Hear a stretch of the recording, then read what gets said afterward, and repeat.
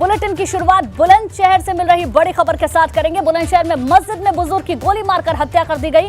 खुर्जानगर कोतवाली क्षेत्र के शेखपेन इलाके की घटना बताई जा रही है। मौका वारदात पर पहुंची मेरठ रेंज के आईजी प्रवीण कुमार। रंजिशन हत्या किए जाने की आशंका पुलिस जता रही है। तो ये बड़ी खबर आपको बता दें, जहां मस्जिद में बुजुर्ग की गोली मारकर हत्या कर दी गई। खुर्जानगर कोतवाली क्षेत्र के शेखपेन इलाके की यह घटना बताई जा रही है, जिसके बाद मौका वारदात पर मेरठ रेंज के आईजी प्रवीण कुमार पहुंचे हैं। रंजिशन हत्या किए जाने की आशंका पुलिस की ओर से जताई जा रही है। बहरहाल पूरे मामले में जांच पड़ताल की जा रही है। मस्जिद के अंदर गोली मारने का ये मामला बुलंदशहर से सामने आया है। एक्सक्लूसिव तस्वीरें देखिए हम आपको दिखा रहे हैं, जहां पूरे मामले की अब जांच पड़ताल की जा रही है। मौके पर मेरठ रेंज के आईजी प्रवीण कुमार पहुंचे हैं और पुलिस का यह मानना है कि रंजिशन हत्या की गई है। अब क्या ये पूरा मामला था, किससे रंजिश थी, परिवार वालों से बात की जाएगी। पूरे मामले में तफ्तीश की जाएगी, जांच पड़ताल की जाएगी और उसके बाद पूरी ये घटना साफ होगी। बहरहाल एक्सक्लूसिव तस्वीरें आपकी टेलीविजन स्क्रीन पर है। अनुभव हमारे संवाददाता ज्यादा जानकारी के साथ फोन लाइन पर जुड़ गए हैं। अनुभव, बड़ी घटना है, मस्जिद के अंदर किसी की जान ले लेना अपने आप में बड़ी वारदात है, क्या कहना है पुलिस का?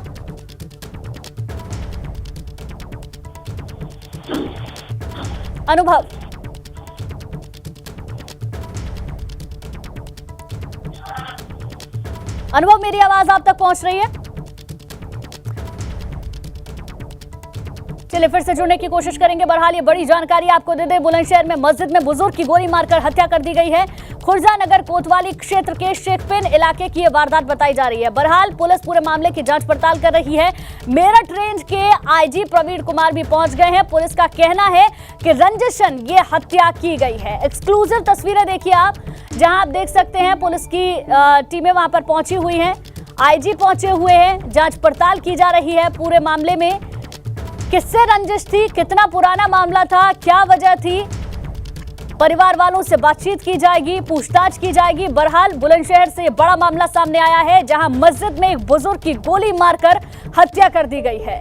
खुर्जानगर कोतवाली क्षेत्र के शेखपेन इलाके की यह पूरी घटना बताई जा रही है। जब इसकी सूचना लगी तो मौके पर मेरठ रेंज के आईजी प्रवीण कुमार भी पहुंचे। अनुभव एक बार फिर से हमारे साथ जुड़ गए। अनुभव, बड़ी घटना है, मस्जिद के अंदर किसी बुजुर्ग की जान ले ली गई है, क्या अभी तक जांच पड़ताल में पता चल पाया है? जी देखिए, बिल्कुल आपको बता दूं कि जिस तरीके से मस्जिद के अंदर ताबड़तोड़ गोलियां बरसा कर इद्रिस नाम के जो बुजुर्ग हैं उनकी हत्या की गई है, उससे इलाके में सनसनी फैल चुकी है, दहशत का माहौल है। वहीं आपको बता दूं कि प्राथमिक जांच में जो निकलकर सामने आया है कि एक सरफराज नाम का जो युवक है, जिससे उसकी रंजिश बताई जा रही थी, जिसके कारण ये हत्या का मामला प्रकरण में आया है। अब जिसकी सूचना पर जो मेरठ रेंज के आईजी है प्रवीण कुमार, वो मौके पर पहुंचे हैं और पुलिस प्रशासन के जो आला अधिकारी हैं, एसएसपी, डीएम सभी लोग जो मौके पर हैं और घटना की जांच की जा रही है। साथ ही आपको बता दूं कि जो पुलिस सीसीटीवी खंगाल रही है और सीसीटीवी पुलिस के हाथ फुटेज जो है वो पुलिस के हाथ में लगी, तो उसको लेकर कहीं ना कहीं अब जांच की जा रही है और जल्द से जल्द जो पुलिस है वो हत्या खुलासा करने का दावा कर रही है। मगर जिस तरीके से हत्या हुई है अपने आप में बड़ा मामला है और इलाके में दहशत का माहौल है। आज लखनऊ में सुबह सपा अध्यक्ष ओपी राजभर प्रेस कॉन्फ्रेंस करने वाले हैं। सूत्रों के हवाले से बड़ी खबर मिल रही है, राजभर आज गठबंधन को लेकर कोई बड़ा ऐलान कर सकते हैं। बताया ये जा रहा है कि राष्ट्रपति चुनाव को लेकर भी आज ओपी राजभर तस्वीर साफ करेंगे। राजभर राष्ट्रपति चुनाव में किसे समर्थन देंगे, ये सुबह 9:30 बजे यानी कि अब से कुछ ही देर बाद साफ हो जाएगा। माना यह जा रहा है कि गाड़ी वाले विवाद के बाद सुबह सपा अध्यक्ष ने प्रेस कॉन्फ्रेंस की तारीख बदली है। पहले वो कल यानी कि 16 जुलाई को प्रेस कॉन्फ्रेंस करने वाले थे, लेकिन अब ये प्रेस कॉन्फ्रेंस सुबह 9:30 बजे आज ही होगी। सूत्रों के हवाले से जानकारी मिल रही है कि राष्ट्रपति चुनाव को लेकर रुख क्या रहेगा सुबह सपा का, ये भी आज साफ हो जाएगा। इसके साथ साथ बहुत मुमकिन है कि गाड़ी को लेकर, फॉर्च्यूनर को लेकर जिस तरीके से बवाल हो रहा है, बयान दिए जा रहे हैं, उसको लेकर भी प्रेस कॉन्फ्रेंस में कुछ कहा जाए। अब देखने वाली बात ये होगी, ओम प्रकाश राजभर जब 9:30 बजे प्रेस कॉन्फ्रेंस होगी तो क्या कुछ कहते हैं। बहरहाल बड़ी जानकारी यही है, लखनऊ में सुबह सपा अध्यक्ष ओपी राजभर की आज प्रेस कॉन्फ्रेंस होने वाली है।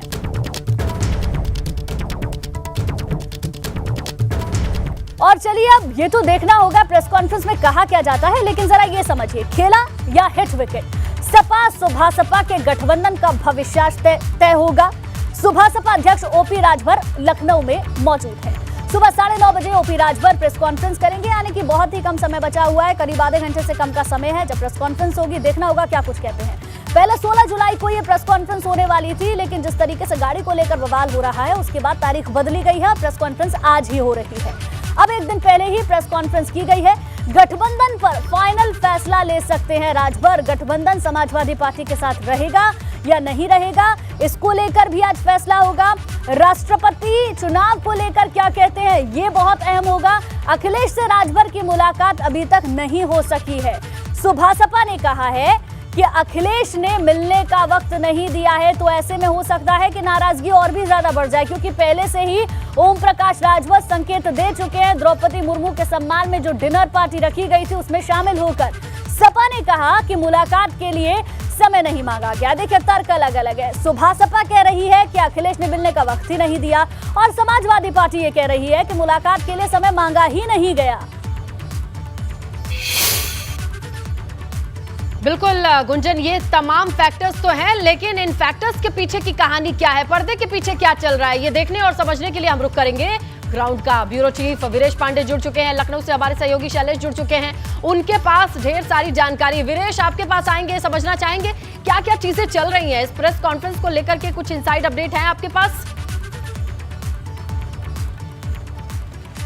देखिए, सुभासपा की प्रेस कॉन्फ्रेंस 9:30 बजे होगी और मैं इस वक्त सुभासपा के कार्यालय में हूं। यहां पर्दा भी लगा है। आपने पूछा कि पर्दे के पीछे क्या होगा, तो पर्दे के पीछे और पर्दे के बाहर दोनों तस्वीरें एबीपी गंगा पर आपको दिखाई जाएंगी। ये देखिए, केंद्रीय कार्यालय तो इनका रसड़ा बलिया में है, लेकिन ये उत्तर प्रदेश का कार्यालय है और ये सुहेल देव, भारतीय समाज पार्टी के मुखिया जो ओम प्रकाश राजभर हैं, उनकी तस्वीर है।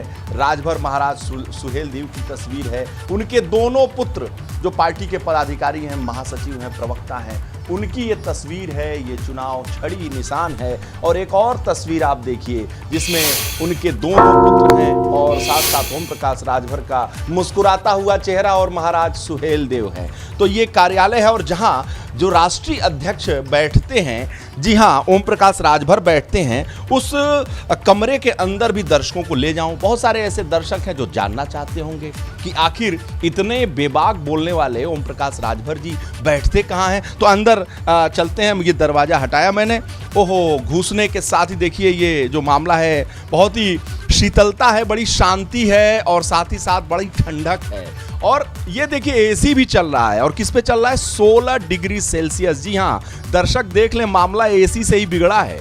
और AC car, AC Fortuner, AC से बंद कमरे से नहीं निकलने की बात, और साथ ही साथ जो एसी ही इस पूरे यानी सपा और सुभासपा के बीच में एयर कंडीशन का ही रोल रहा है। और मैं इस वक्त जब राष्ट्रीय अध्यक्ष सुहेल देव की कमरे में पहुंचा हूं, दफ्तर में पहुंचा हूं, तो वहां पर भी एसी और ठंडक और 16 डिग्री सेल्सियस। चलिए, ये तो तापमान की बात रही और ये राष्ट्रीय अध्यक्ष की कुर्सी रही। और अब आते हैं विषय पर। मैंने दफ्तर दिखाया।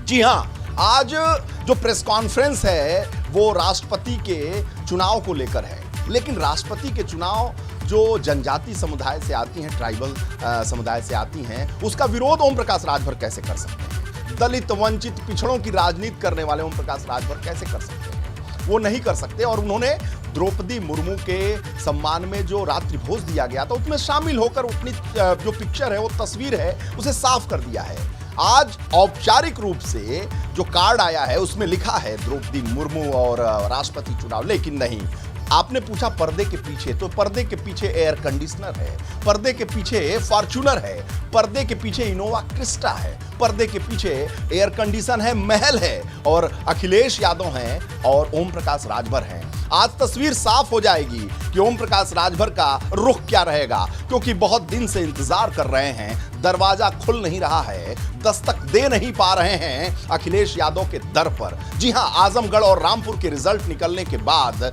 जहां आजमगढ़ में एक हफ्ते अपनी परिश्रम से ओम प्रकाश राजभर ने वहां पर काम किया और समाजवादी पार्टी को जिताने का काम किया, कोशिश की जी, लेकिन समाजवादी पार्टी जीत नहीं पाई। उसके बाद पूरा मामला बिगड़ गया और मामला एयर कंडीशन और किला और महल से शुरू हुआ और फिर समाजवादी पार्टी से वार प्रतिवार हुआ। और उदयवीर ने कल कहा कि व्यक्तिगत टिप्पणियों से, जी हां, व्यक्तिगत टिप्पणियों से मामला खराब हुआ है। और जो प्रेस कॉन्फ्रेंस सुहेल देव समाज पार्टी की तरफ से 16 तारीख यानी कल होनी थी, वो आज आनन फानन में की जा रही है। और ओम प्रकाश राजभर को बलिया रहना था। आज वो लखनऊ पहुंचे हैं, 9:30 बजे प्रेस कॉन्फ्रेंस करेंगे। तस्वीरें बहुत साफ हो जाएंगी, लेकिन उस तस्वीरों को पहले से ही स्पष्ट करता रहा है एबीपी गंगा। और मैं खुद बताऊं, मेरे सहयोगी और मेरे साथियों ने भी तस्वीरों को स्पष्ट किया है।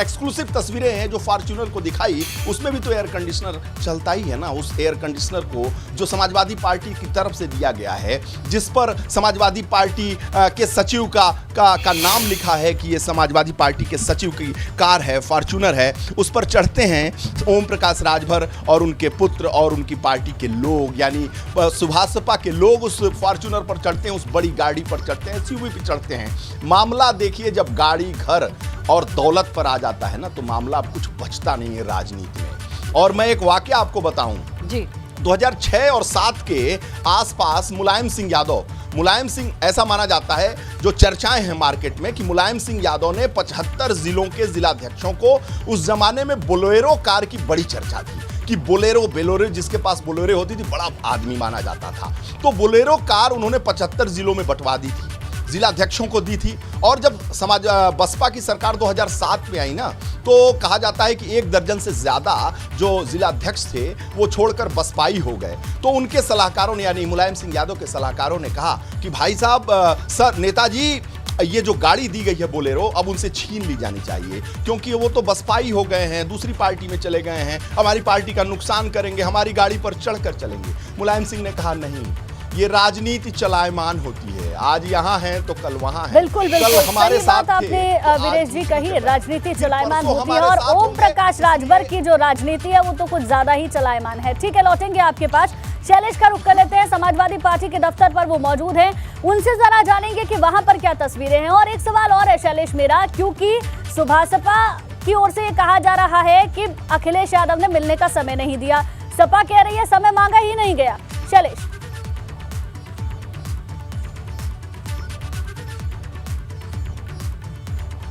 देखिए, यहाँ की तस्वीर पहले आप देख लीजिए, सन्नाटा पसरा हुआ है। जैसा मिलता सुबह का वक्त तो है, लेकिन आमतौर पर अब आप देखेंगे, जब से चुनावी नतीजे सामने आए उसके बाद से सपा कार्यालय पर इसी तरह की अब तस्वीर आमतौर पर नजर आती है। जब अखिलेश यादव यहाँ पर पहुंचते कार्यालय लगभग 10:30-11 बजे, उस समय जरूर कार्यकर्ताओं की, कुछ नेताओं की भीड़ यहाँ लगने लगती है।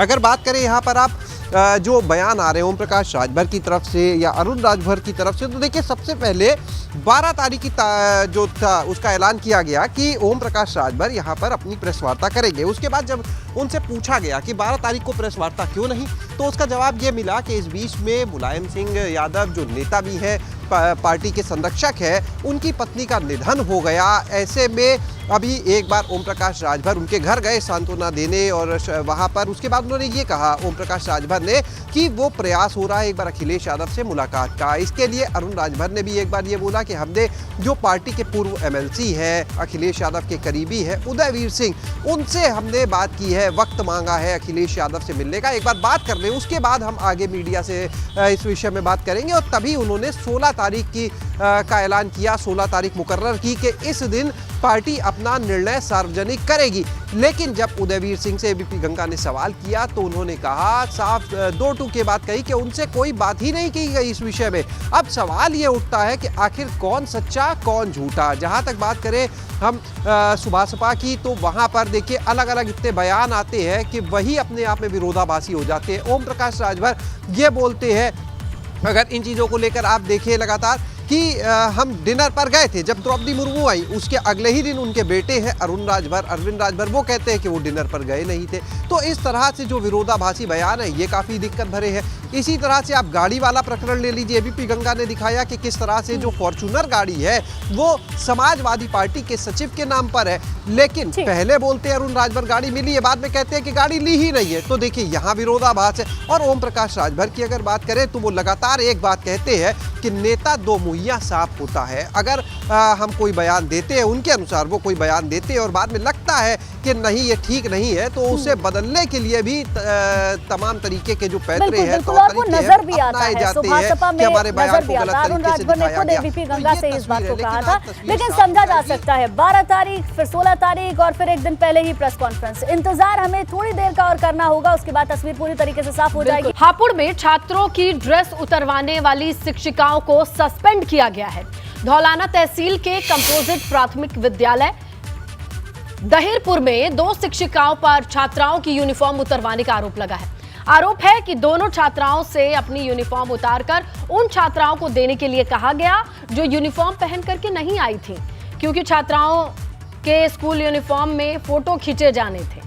लेकिन जब इन दोनों ने यूनिफॉर्म देने से मना कर दिया तो आरोप यह है कि अध्यापिकाओं ने इन दोनों छात्राओं की पिटाई की, जबरन यूनिफॉर्म को उतरवाकर दूसरी छात्रा को पहनाकर उनकी फोटो क्लिक कराई।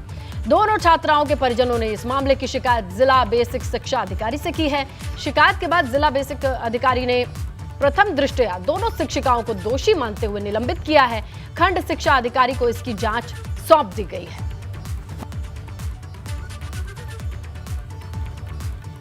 सुनीता और वंदना ने हमारे कपड़े उतार के दूसरे सिल्क पहनाए, दूसरे सिल्क के फोटो खींचे, हमारे पहना के 1 घंटा तक हम नंगे खड़े हुए। ना उतार कर दे डंडी मारूंगी, फिर करी स्कूल घर जाकर बताई तो तुम्हारा नाम काटती है। मैडम ने दोनों ने मेरे कर दिए, एक का नाम वंदना, एक का नाम सुनीता। क्या क्या था उन्होंने? उन्होंने हमारे कपड़े उतार कर दूसरे बच्चे को पहनाए, उनके फोटो खींचे, हमने 1 घंटा तक नंगे रखे। कंपोजिट विद्यालय दहिरपुर की घटना है जी। साथ में ये अत्याचार हो रहे हैं, स्कूलों में ये अन्याय हो रहे हैं। दोनों मैडमों ने, वंदना ने और सुनीता ने, उनके बच्चों के दोनों उनके कपड़े उतरवाए हैं और करीब 1 घंटा तक अपने 1 घंटा 2 घंटा कमरे में बैठाई गई हैं दोनों लड़की। उसके बाद में कपड़े उतरवा कर दूसरे बच्चों को इनके कपड़े पहनाए गए और उसके बाद में इन्हें बच्चे ने धमकी दी, अगर तुमने घर जाकर के बताई तो तुम्हारा स्कूल से नाम काट दिया जाएगा। इसी के साथ सुनो यूपी मॉर्निंग एडिशन में फिलहाल इतना ही, लेकिन तमाम अहम खबरों पर एबीपी गंगा की नजर बनी हुई है। आप भी बने रहिए एबीपी गंगा के साथ।